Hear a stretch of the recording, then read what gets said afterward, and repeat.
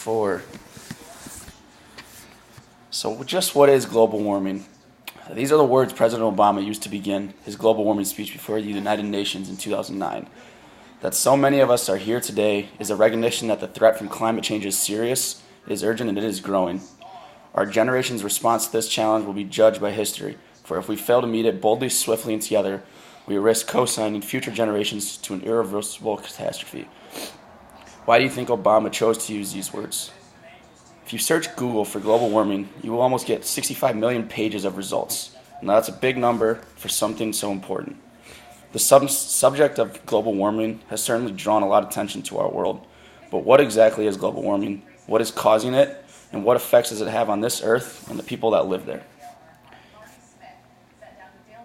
So global warming is the gradual increase of the temperature of the Earth's atmosphere and the oceans. Over the past century, the average temperatures have gone up by just over 1 degree. This may not seem like much, but many scientists agree here that the temperatures are starting to increase at a faster rate. And if you don't think that's a problem, just wait till you hear what causes it. My first prop is the car I drive outside. Global warming occurs when greenhouse gases such as carbon dioxide, nitrous oxide, and methane trap heat inside the Earth's atmosphere. Now, if you can imagine why I just showed the car, think about what happens when you open your car door after the windows have been rolled up on a hot day. Heat from the sun enters the car, but the frame of the car never prevents it from escaping. In a sense, that is a representation of what is happening during global warming. Burning fossil fuels like petroleum and deforestation both contribute to the problem. And that's why my second prop is the trees outside that we are cutting down that are burning up fossil fuels and destroying our earth. What effects does climate change have on the earth here? Global warming has already started to affect the earth in several ways. Arctic glaciers have begun to melt, threatening indigenous life such as the polar bears and the penguins. Melting glaciers also causes sea levels to rise, which could pose a possible threat for low land areas like the ones in the South Sea Islands.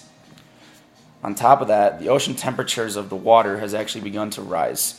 Now this causes some of the algae to die, which in turn can affect the entire food chain of the ocean. So what are the possible solutions to this problem? There are ways that we can combat the effects of global warming, such as the Clean Air Act of 1990, that is the law in the United States that tries to protect and improve the Earth's air and its atmosphere. Some of the components of this law include limiting harmful vehicle emissions and phasing out the use of chemicals that can damage the ozone layer.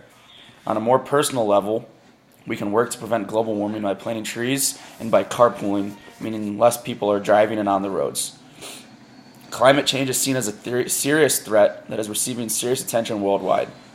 So hopefully this global warming speech has informed you of what causes it and the effects that it has on this earth. Now it's up to you to decide how you can help to do something about it. And this speech isn't written to persuade or motivate the audience to do anything about the effects of global warming. It's more of an informative speech, only meant to give the facts here.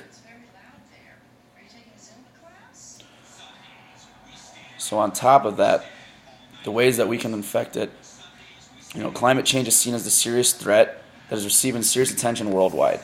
So hopefully the global warming speech that has helped to inform you of what causes it and the effects that it has on this earth, now it's up to us to decide if we want to do something about it. Thank you, and that was my speech about carbon dioxide and rising sea levels.